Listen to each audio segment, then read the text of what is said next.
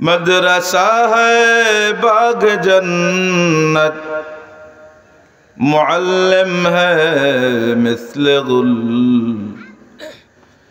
मदरसा है बाग जन्नत, मुअल्लिम है मिस्ल गुल।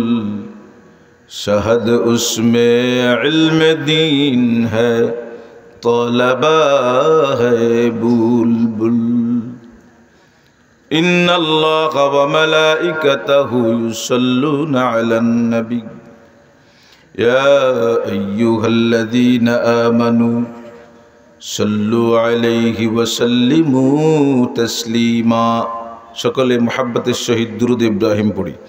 अल्लाहुम्मा सल्लि अला मुहम्मद व अला आलि मुहम्मद कमा सल्लैता अला इब्राहीम वअला आलि इब्राहीम इन्नका हमीदुम मजीद। अल्लाहुम्मा बारिक अला मुहम्मद वअला आलि मुहम्मद कमा बारकता अला इब्राहीम वअला आलि इब्राहीम इन्नका हमीदुम मजीद। एकटु जिकिर करि सकले ला इलाहा इल्लाल्लाह, ला इलाहा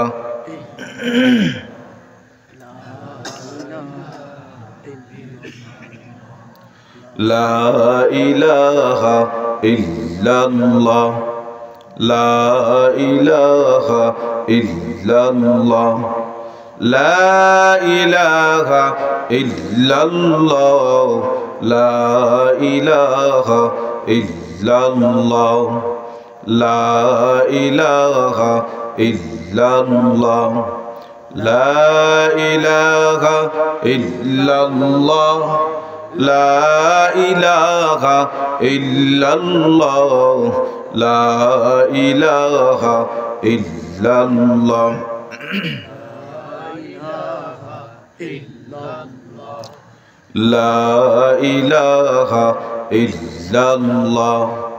ला इलाहा इल्लल्लाह, ला इलाहा इल्लल्लाह, ला इलाहा इल्लल्लाह,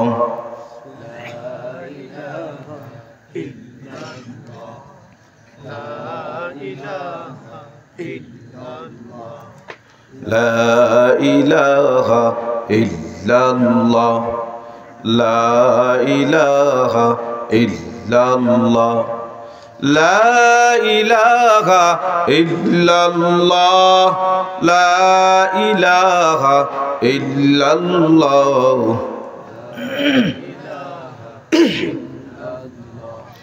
ला इलाहा इल्लल्लाह मुहम्मदुर रसूलुल्लाह सल्लल्लाहु अलैहि वसल्लम। अल्हम्दुलिल्लाह। शादबाड़िया शमसुल हक रहमतुल्लाह अलैहि মারকাজুল উলুম হাফিজিয়া মাদ্রাসার উদ্যোগে আয়োজিত দ্বিতীয় বার্ষিক ওয়াজ মাহফিল। আজকের মাহফিলের প্রধান অতিথি আমার উস্তাদ, আমার মতো হাজারো তালিবুল ইলমের উস্তাদ, উস্তাদুল আসাতিজা, হাকিমপুর মাদ্রাসার স্বনামধন্য শেখুল হাদিস ও মুহতামিম জনাব আলহাজ হজরতুল আল্লাম আব্দুল মাহবুদ দামাত বরকাতুহুমুল আলিয়া। আজকে বিশেষ অতিথি হিসেবে উপস্থিত আছেন আমাদের এলাকার কৃতি সন্তান, সকলেরই সুপরিচিত বাহিদিয়া এনএম মাদ্রাসার স্বনামধন্য পরিচালক জনাব হজরত মাওলানা হাফেজ ইমরান বিন লুৎফর, বিভিন্ন মাদ্রাসা থেকে আগত উলামা ইকরাম, মসজিদ থেকে মেহমান হিসেবে এসেছেন আইম্মায়ে মাসাজিদগণ, এতদ অঞ্চলের স্বনামধন্য ব্যক্তিবর্গ, সম্মুখপানে সমবেত আমার ধর্মপ্রাণ দিন পিপাসু, ধর্মপ্রাণ এবং কি বলেছি দিন পিপাসু, যখন কারো পিপাসা লাগে তখন কষ্টকে উপেক্ষা করে অর্জন করার চেষ্টা করে, নাকি বলে? ঠান্ডার ভিতরে তিরপলে পরে একেবারে মাটিতে কারা বসতে পারে? যাদের ভিতরে পিপাসা আছে, ঠিক কি না? কিছুদিন পিপাসু মানুষ যারা সমবেত হয়েছেন,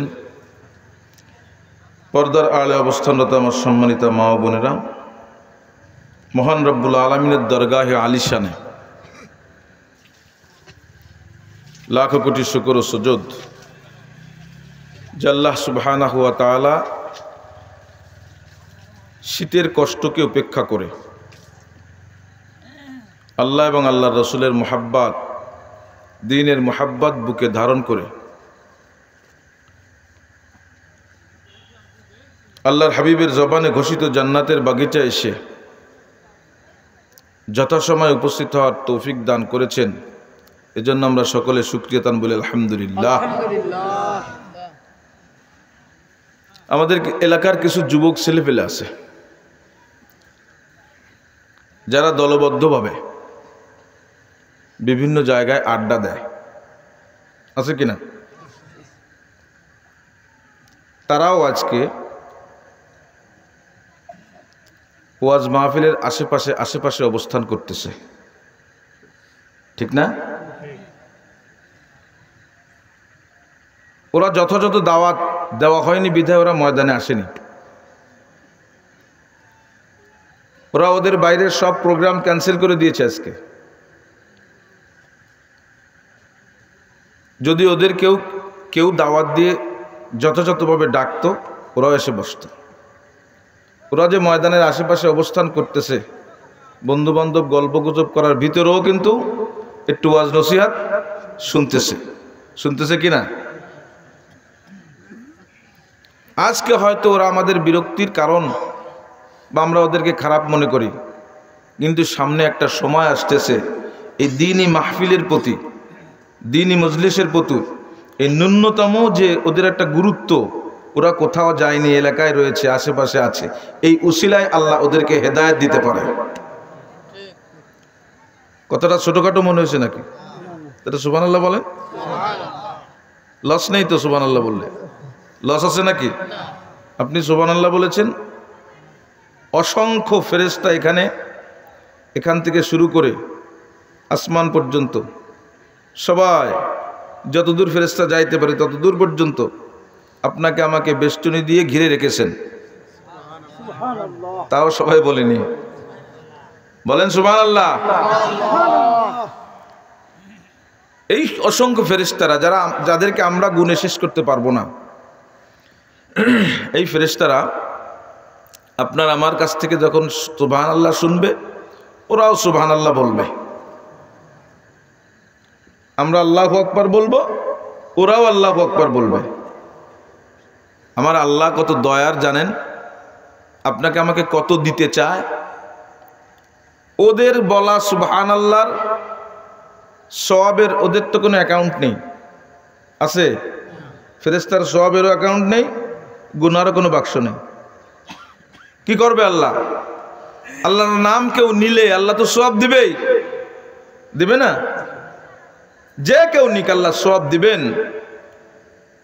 যার কারণে সওয়াবের কার্যক্রম চললো, যার সুবহানাল্লাহ শুনে ফেরেশতা সুবহানাল্লাহ বলল, আল্লাহ সুবহানাহু ওয়া তাআলা সব ফেরেশতার যে সওয়াব আপনার আমার আমলনামায়, প্রত্যেকের আমলনামায় সুবহানাল্লাহর সওয়াবকে যোগ করে দেবেন।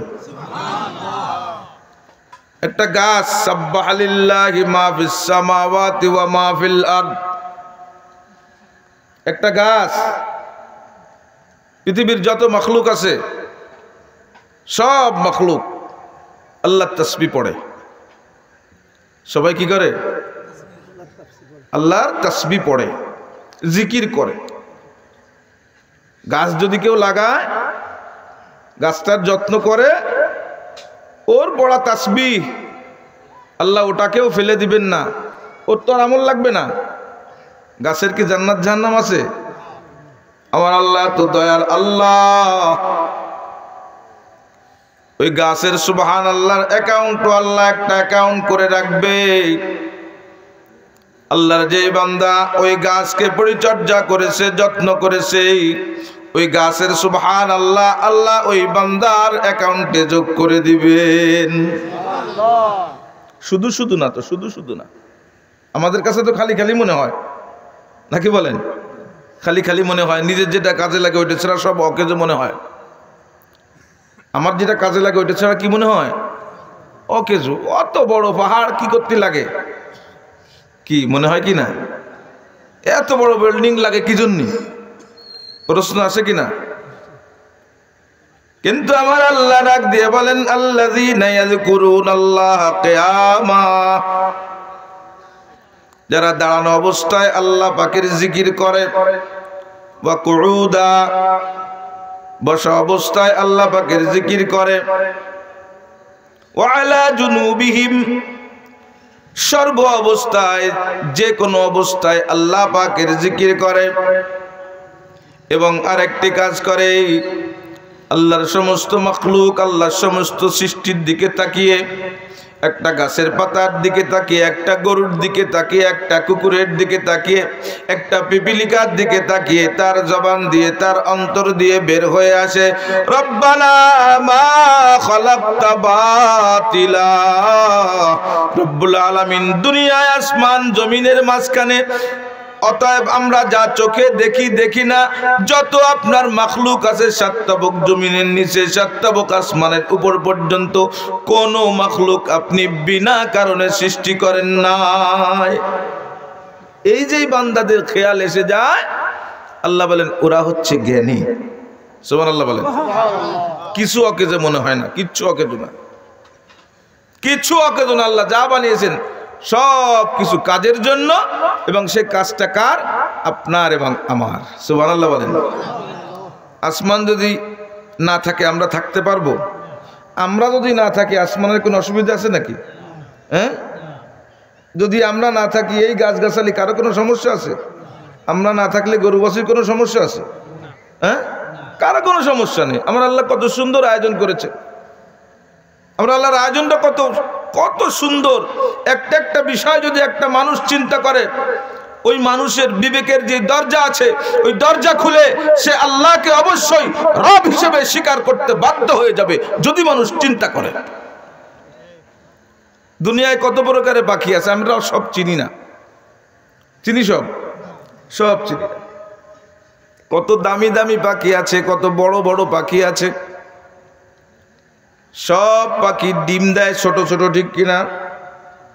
হ্যাঁ, সব পাখি ডিম ছোট ছোট দেয়। কেউ বছরে 2টা দেয় অথবা 4টা দেয়, 2বার অথবা 3বার 4বার ডিম দেয়, ঠিক কিনা? যত পাখি আমাদের কাজে লাগে না, সব পাখি ডিম সীমাবদ্ধতার ভিতরে দেয়।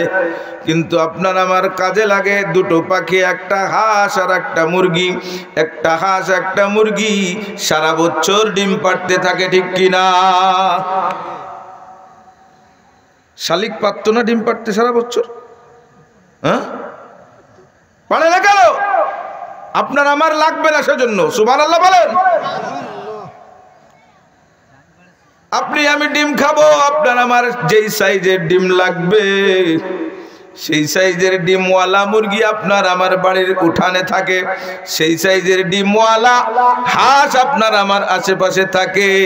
কারণ হচ্ছে আল্লাহ বলেন আমার বান্দা ডিম খাবে, ওর শরীরে প্রোটিন লাগবে, ওর জন্য আমি যেহেতু সব আয়োজন করেছি, ও মুরগি তোকে আমি যোগ্যতা দিয়ে দিলাম, তুই সারা বছর ডিম পাড়বি।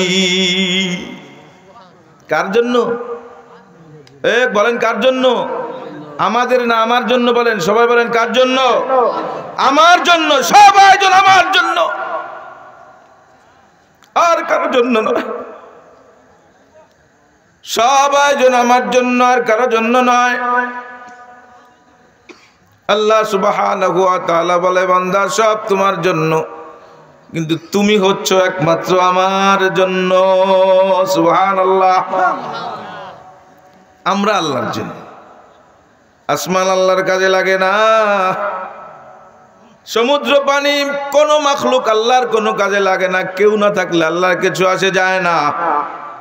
কিন্তু আল্লাহ রাব্বুল আলামিনের কুদরতি আত্মা ঠান্ডা করার জন্য আপনার আমার মতো পাপী, আপনার আমার মতো গুনাহগার গভীর রাতে আল্লাহর কাছে একান্তভাবে যদি বলা হয় রব্বুল আলামিন অন্যায় করেছি, ভুল করেছি, আপনি মাফ করে দেন, শুধু এই ডাকটা শোনার জন্য, এই আকুতি শোনার জন্য রব্বুল আলামিন এত বিশাল আয়োজন করেছেন।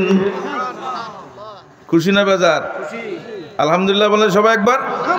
ওই গ্যাপটা বন্ধ করে বসতে হবে। যুবক তোমরা একটু সামনে আসো, একটু সামনে আসো, হাসে না, আসো। যার কদম সামনের দিকে যায় মজলিসে এসে, তার কদম মজলিসের সামনে যায় না, জান্নাতের দিকে যায়। এক কদম মারলেও এক কদম জান্নাতে গেল, আল্লাহ রাসূলের হাদিস। এজন্য মজলিসের সামনে কেউ ফাঁকা রাখবেন না, যারা আসবে এই পাশে এসে বসবেন ইনশাল্লাহ। তো যাই হোক, সম্মানিত উপস্থিতি, আজকে আমাদের শামসুল হক ফরিদপুরি রহমাতুল্লাহ আলাইহির নামে মাদ্রাসা।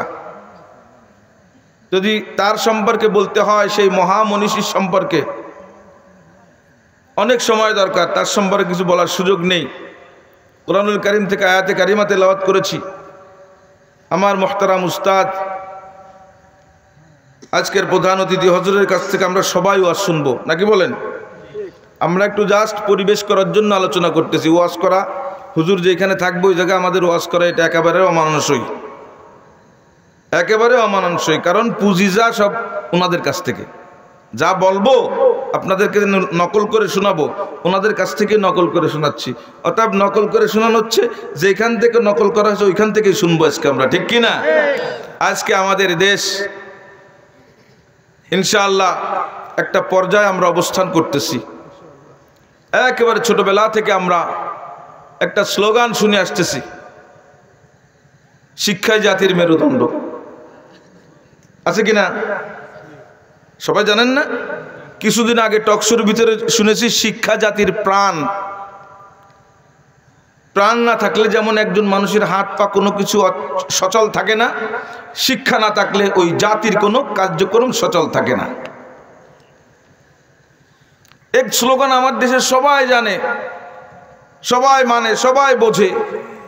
অথচ কি দেখলাম, অন্তত স্বাধীনতার পর থেকে আমার দেশে যতগুলো নাম করা চোর, যত নাম করা খুনি, যত নাম করা লুটেরাজ, যত নাম করা বিদেশে অর্থ পাচারকারী, বড় বড় অন্যায়ের সঙ্গে যারা সম্পৃক্ত, একজনকে অশিক্ষিত পাইছেন আপনারা?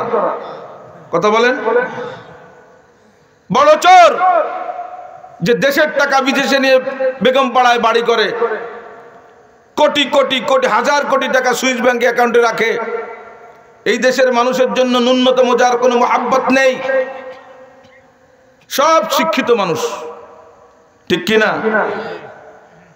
অথচ আমরা বলি কি শিক্ষা জাতির মেরুদণ্ড। আমাদের বক্তব্যের সাথে আমাদের পরিবেশের সাথে কোনো মিল আছে?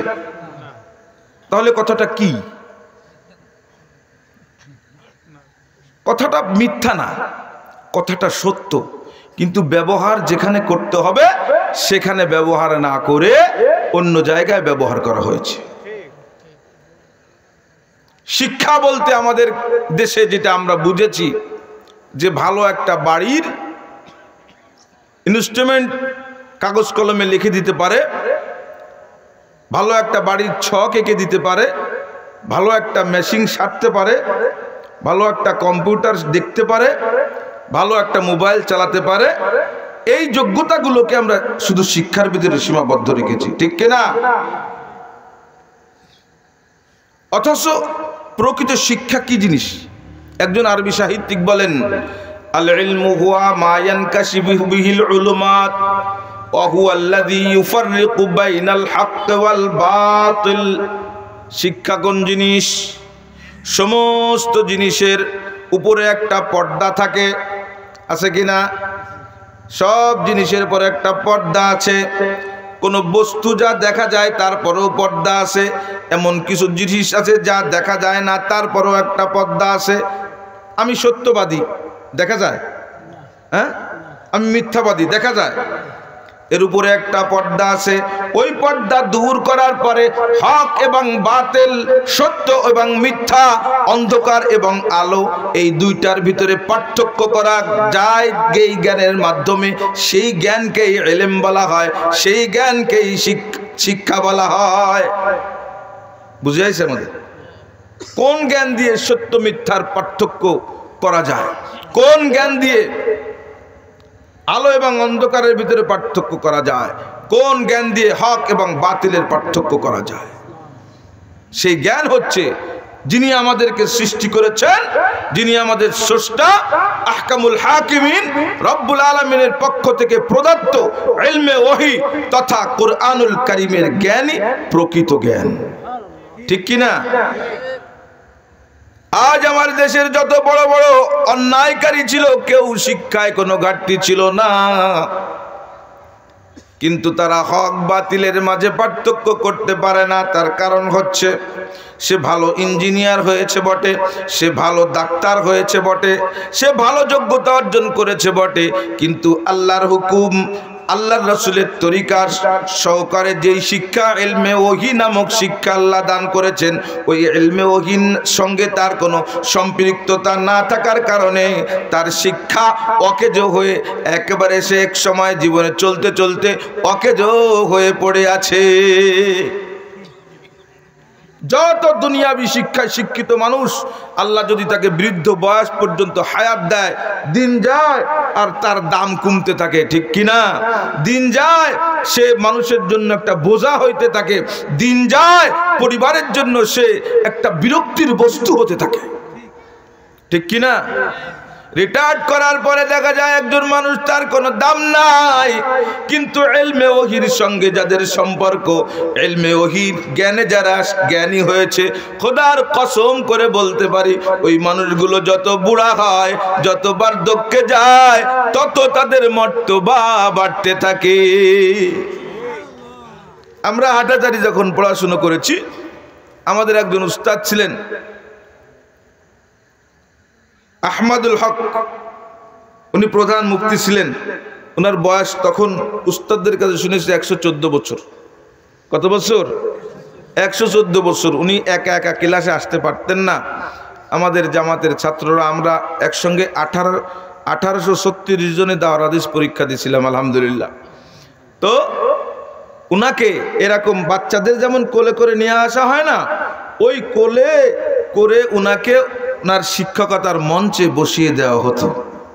বিশ্বাস করেন, উনি যা এসে ঠিক এইভাবে এর উপরে মাথা উঠাইতে পারতেন না, এইভাবে এসে মাইকে উনি কি বলতেন আমরা কিচ্ছু বুঝতাম না, কিচ্ছু বুঝতাম না, ওনার কথা কিচ্ছু বোঝা যাইত না।